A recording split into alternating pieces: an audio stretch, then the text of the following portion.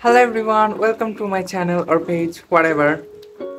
আমাকে দেখতে একটু চ্যাপ্টা চ্যাপ্টা লাগতে পারে কারণ আমি মাত্র গোসল করে বের হয়েছি এন্ড বাহির থেকে ব্যাকগ্রাউন্ড নয়েজ আসতে পারে কারণ আমি জানালা খুলে ভিডিও করতেছি কজ আমার কাছে ভালো লাইটিং নাই anyway first of all congrats to all the people kids students newborn babies wow আমার কাছে বলার কিছু নাই তো এই ভিডিওটা আমি কেন বানাচ্ছি কারণ আমি কিছু মেমোরি রেখে দিতে চাই আমাদের বাংলাদেশে খুবই বড় একটা ঘটনা ঘটে গেছে রাইট যা ঘটছে ও মাই গড এনিওয়ে তো এখন যেটা হচ্ছে যে রিকনস্ট্রাকশনের কাজ চলতেছে তো সবাই অন্তত এটাতে পার্টিসিপেট করতে পারো কারণ যারা মুভমেন্টে যেতে পারো নাই অনেকেই বলতেছে we have no memories right কিন্তু এখন তো কিছু করতে পারো তাই না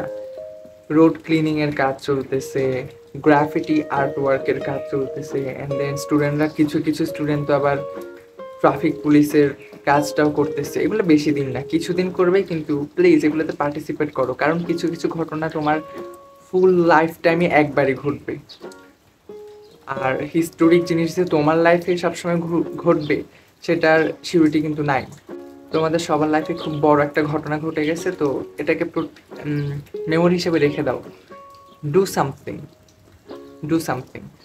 ও মাই গড আমি তো দেখি খুবই মোটিভেশনাল স্পিচ দিয়ে ফেলতেছি এনিওয়ে তো আজকে আমার ফ্রেন্ডের সাথে একটা গ্রাফিটি প্রোগ্রাম আছে যদি সহজ ভাষায় বলি ওয়াল পেন্টিং তো দেখা যাক কতটুকু করতে পারি আর এই ভিডিওটা করতে চাই মেমোরি রেখে দিতে চাই you know life is too short right সব কিছু আই মিন এনজয় করতে হবে কথা শেষ পড়ালেখা করতে হবে এনজয় করতে হবে ইন্ডিপেন্ডেন্ট বিচ হইতে হবে দ্যাটস ইট তো দেখা যাক কি করা যায় আর এই ভিডিওটা যদি আমি কমপ্লিটলি রেকর্ড করতে পারি তাহলে আমি আপলোড দিব কারণ বাইরে যদি অনেক মানুষের ভিড় থাকে অনেক নয়েজ সাউন্ড থাকে তাহলে তো অবভিয়াসলি আমি ভিডিও রেকর্ড করতে পারবো না তাই না তো আই হোপ ভিডিও করতে পারবো তো দেখা যাক কি হয়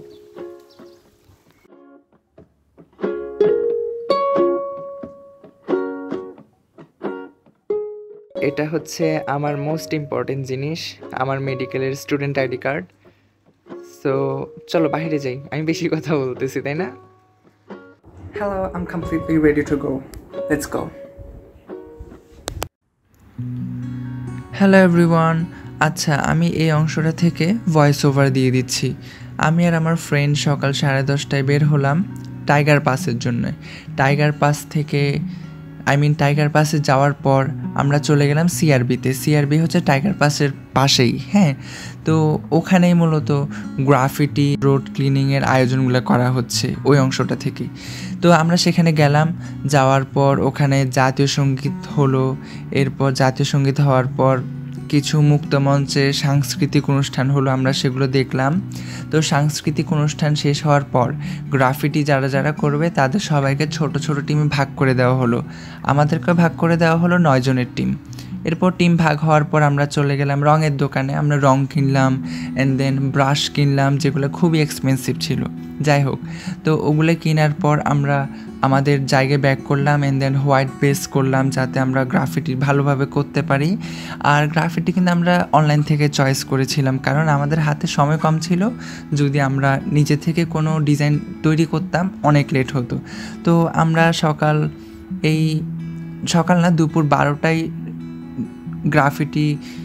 করাটা শুরু করলাম অ্যান্ড আমাদের গ্রাফিটি শেষ হলো গ্রাফিটির কাজটা শেষ হলো বিকাল 5:30টায় তো আমাদের টিমটা কিন্তু খুবই রেসপন্সিবল ছিল সবাই হেল্পফুল ছিল তো এটা হচ্ছে আমাদের গ্রাফিটি হওয়ার পর আমরা ছবি তুললাম টু প্রোটেক্ট আওয়ার মেমোরিজ তো আমরা ছবি তোলার পর সবাই বাসায় চলে এলাম বাসায় পৌঁছতে আমার সন্ধ্যা 7টা লেগে গেল অ্যান্ড এটাই ছিল আজকের ব্লগ খুব ছোট বাই টেক কেয়ার